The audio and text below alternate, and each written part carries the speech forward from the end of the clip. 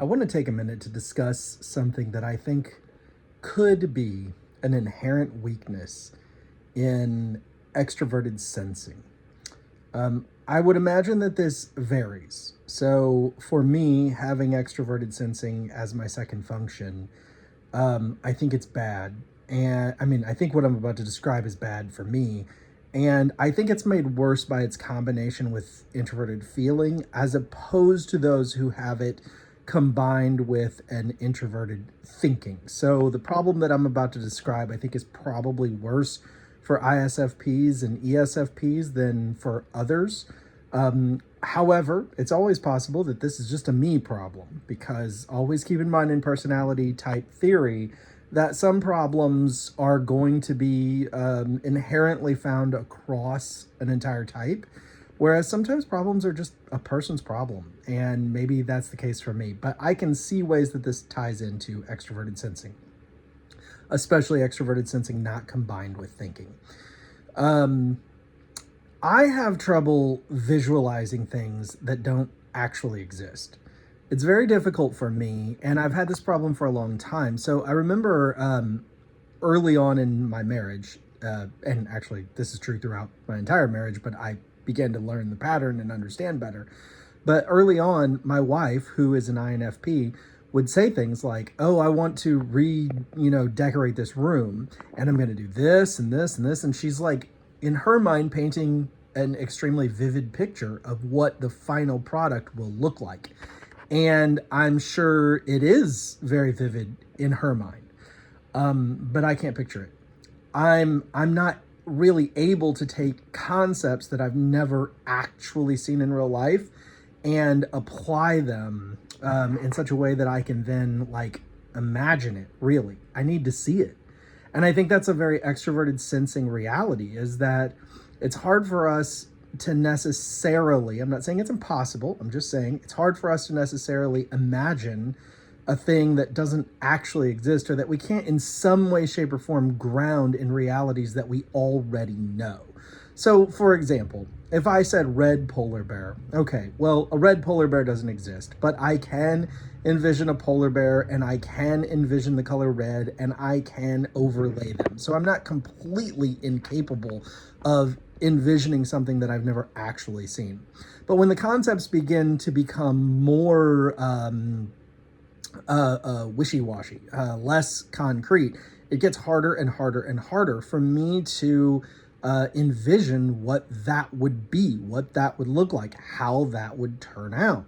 Now, how does that play out in the real world? Well, I've already given you one example. When my wife says, "I want to do this to this room, and we'll do this here, and we'll put that there, and we'll decorate this in this way, and we'll paint this as such, and I'm going to use this painting technique," this is where it really gets difficult. It's one thing to be like, "I'm going to paint this wall orange." It's another thing to be like, "I'm going to use this, painting technique to create the paint finish on this wall." That becomes very difficult for me to get my brain around. Even if maybe if I go online and look at pictures of what that paint technique looks like, and especially if I can find it in colors that are similar, but then even applying it to that specific wall of that room in our house can be very difficult. And so over the years, I've just learned, hey, my wife has really good decorating ideas. I don't need to understand what she's talking about when she's like, "I'm going to do this, this, this, and this."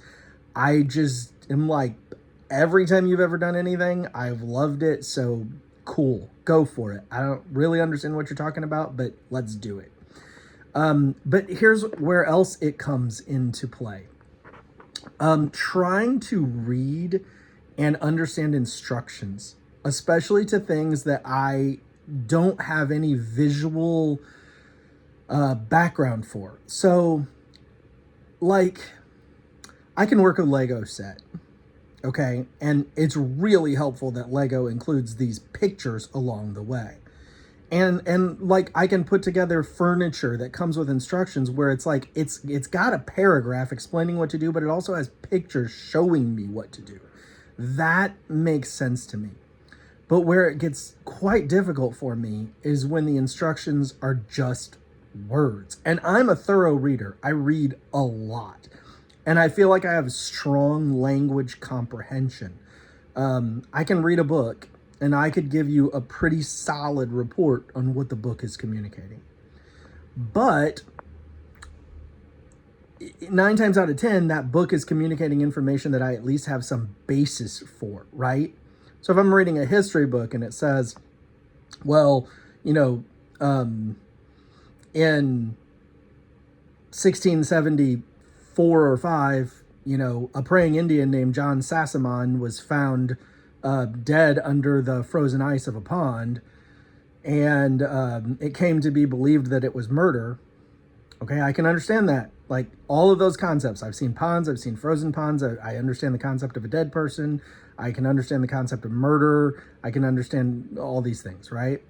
But when you start getting into like people writing about like things in space, black holes or wormholes or, parallel dimensions or things like that, all of a sudden I'm like, I could be 2 paragraphs in and be like, I don't know what I just read, and be so confused. And so for me, it's just so much easier to understand if there's either some visual to go along with it, or if I have some visual basis in the background of my life to like compare it to. Without those things, I'm often lost. So again, this could just be a me thing. It's possible. But I could see how those of us who have high extroverted sensing, especially not combined with that introverted thinking, could have trouble being able to apply concepts that we have no visual basis for, and also have no prior experience to compare it to. I find this very difficult with instructions that are abstract. I find it difficult with many abstract concepts, although not all. There are some abstract concepts I get fine. As an interesting application of this, when I was in school, I made very good grades, but I always struggled with math. Yes, I made good grades in math, but it was only because I worked my butt off. It was so hard. However, in high school, algebra, extremely difficult. Trig, terrible. Calculus, terrible. I made good grades, but I had to work so hard and I really didn't fully understand. But geometry, I excelled. I aced it. It had a practical, real-world application that I could get my brain around. And also, my senior year in high school, I think it was, I took an architecture class. I had architecture and drafting, architecture and drafting. I'm losing the words. I know there's more to it than that, but it doesn't matter. Anyway, I was so advanced in that class, I finished the entire year's curriculum with like a couple months to spare, and the teacher had me helping other students. Now, this was math, abstract theoretically, but not really, because it had very real-world applications, building bridges and designing buildings and things like that. It made so much sense to me. And so it's a situation where, am I completely incompetent at understanding something abstract or something that doesn't have a visual picture? No, I can do it. But when I have a real world application, a visual picture in front of me, or some physical real experience in the past that I can base it on or go off of or use as a point of reference, then it's just so much easier for me. And I can do it, and I get it. And I feel like that is most likely, again, it could just be a me thing, but I feel like it's most likely an extroverted sensing thing. So you ESFPs and ISFPs out there, let me know if this is something you struggle with. Is it just me?